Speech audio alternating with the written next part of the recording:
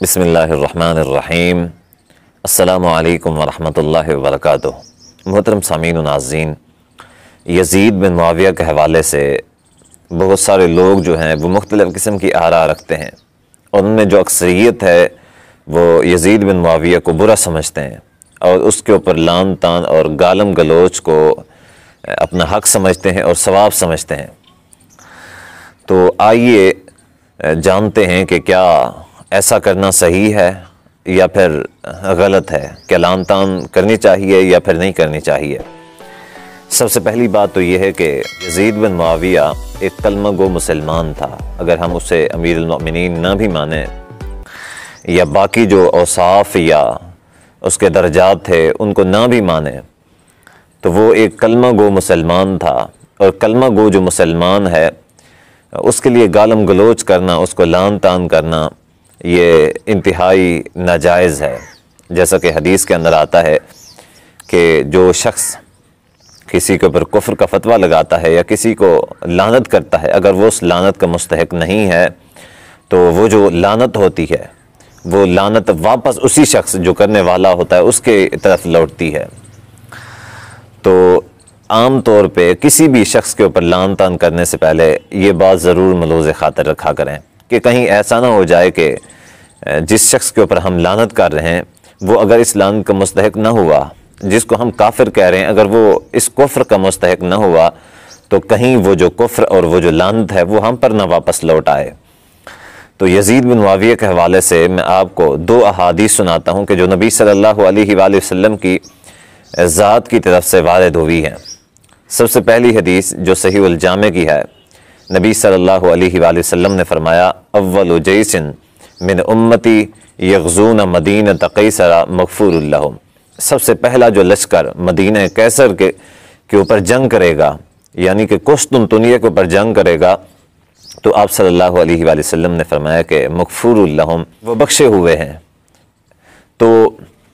کہا جاتا ہے کہ یہ جو لشکر ہے اس کے امیر یزید بن معاویہ تھے،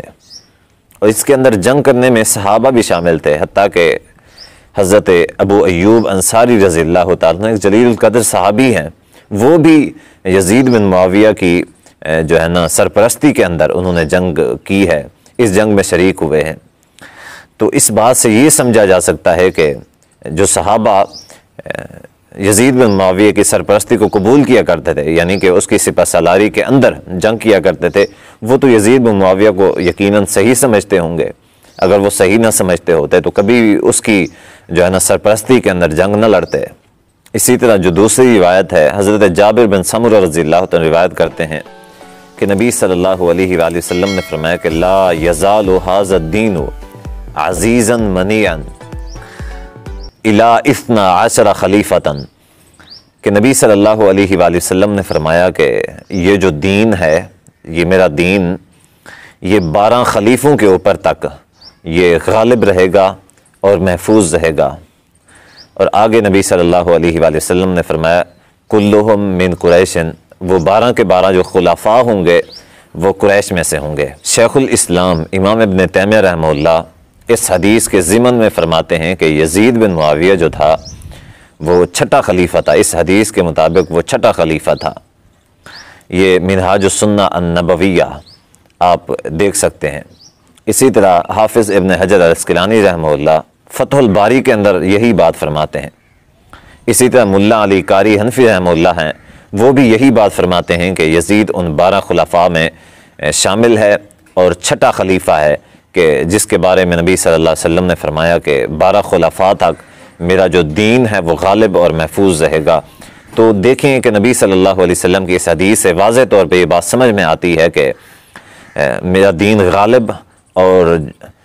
محفوظ رہے گا۔ تو لوگ کہتے ہیں کہ یزید نے دین کو بدل دیا تھا، یزید ایک زانی تھا، یزید ایک شرابی تھا،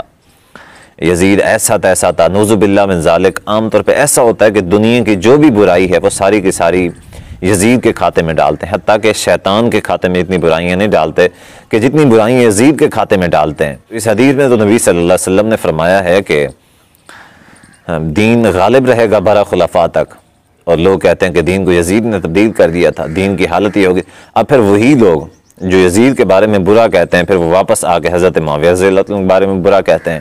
اور پھر یہ بھی کہتے ہیں کہ کافی سارے صحابہ مرتد ہو گئے تھے، یعنی کہ وہ یہ کہنا چاہتے ہیں کہ نبی صلی اللہ علیہ وآلہ وسلم کی حیات کے اندر وہ سارے منافق تھے۔ اکثر صحابہ جو تھے نعوذ باللہ، جیسے ہی نبی صلی اللہ علیہ وسلم کی وفات ہوئی تو وہ سارے پھر گئے دین سے، انہوں نے ذاتی جو مفاد تھے وہی حاصل کرنا شروع کر دیا۔ تو ایسا بالکل بھی نہیں ہے۔ اب سوال یہ ہے کہ کیا یزید بن معاویہ پہ لعنت کر سکتے ہیں یا نہیں کر سکتے، کرنی چاہیے یا نہیں کرنی چاہیے؟ تو سب سے پہلی بات تو یہ ہے کہ جو میں عرض کر چکا ہوں کہ یزید ایک کلمہ گو مسلمان تھا، تو کلمہ گو مسلمان کے اوپر اس طرح کرنا یہ چیز صحیح نہیں ہوتی، اللہ کے نبی صلی اللہ علیہ وآلہ وسلم نے منع کیا ہے۔ اور دوسری بات، نبی صلی اللہ علیہ وآلہ وسلم نے فرمایا کہ لا تسب الاموات، کہ جو فوت ہو چکے ہیں ان کو برا بھلا نہ کہو، ان کو گالی نہ دو، حتیٰ کہ ان کے جو عیب ہیں ان کے عیوب کا تذکرہ بھی نہ کرو۔ نبی صلی اللہ علیہ وسلم نے ان کے عیب جو ہیں ان کا تذکرہ کرنے سے بھی منع فرمایا ہے۔ تو یہاں پہ لعن طعن کرنا یہ تو بہت بڑی بات ہے۔ اسی طرح قرآن مجید میں اللہ تعالیٰ فرماتے ہیں تلک امۃ قد خلت لہا ما کسبت ولکم ما کسبتم ولا تسألون عما كانوا يعملون، تلک امۃ قد خلت لہا ما کسبت ولکم ما کسبتم، وہ جو امت تھی جو گزر چکے، قد خلت لہا ما کسبت ولکم ما کسبتم، ان کے لیے وہ ہے جو انہوں نے کمایا تھا اور تمہارے لیے وہ ہے جو تم کما رہے ہو، ولا تسألون عما كانوا يعملون، اور تم سے ان کے بارے میں سوال نہیں کیا جائے گا، یعنی کہ تم ان کے بارے میں تبصرہ کرتے ہو، لعن طعن کرتے ہو، اپنا حق سمجھتے ہو، اس چیز کو ثواب سمجھتے ہو، تو تم سے ان کے بارے میں سوال نہیں کیا جائے گا کہ وہ کیسے تھے، انہوں نے یہ اعمال کیوں کیے تھے، بلکہ تم سے تمہارے بارے میں سوال کیا جائے گا۔ عام طور کے اوپر لوگ یزید کے اوپر لعن طعن کرنے کو حق سمجھتے ہیں، اور وہ یہ سمجھتے ہیں کہ اگر ہم نے یزید کے اوپر لعن طعن نہ کی تو شاید قیامت کے دن اللہ تعالیٰ نے اس کا حساب نہیں لینا۔ تو صحیح بات یہ ہے کہ یزید کے بارے میں خاموش رہا جائے، کم سے کم خاموش رہا جائے، کیونکہ جتنی بھی یہ روایات ملتی ہیں یزید کے خلاف میں وہ ساری کی ساری جو ہیں وہ ضعیف اور مردود روایات ہیں۔ البتہ جو اس کے حق میں ملتی ہیں وہ چند ایک ہوں یا جتنی بھی ہوں وہ ساری کی ساری صحیح اسناد کے ساتھ ملتی ہیں، وہ صحیح سے ثابت ہوتی ہیں۔ آخر میں بس اتنا کہوں گا کہ آپ مجھے یہ بتائیں کہ اگر ہم یزید کے اوپر لعن طعن نہیں کریں گے تو کیا قیامت کے دن اللہ تعالی ہم سے سوال کریں گے کہ تم نے یزید کے اوپر لعنت کیوں نہیں کی تھی؟ کوئی ایسے چانسز نہیں ہیں کہ اللہ تعالی ہم سے پوچھیں کہ تم نے یزید کے اوپر لعنت کیوں نہیں کی تھی۔ ہاں ایسا ہو سکتا ہے کہ ہم یزید کے اوپر لعنت کریں، اس کو برا بھلا کہیں، اور قیامت کے دن اللہ تعالی ہم سے سوال کر لیں کہ تم نے وہ برا نہیں تھا یا برا تھا بھی تو تم نے اس کے اوپر لعنت کیوں کی تھی، اس کا اختیار یا اس کا حق تمہیں کس نے دیا تھا؟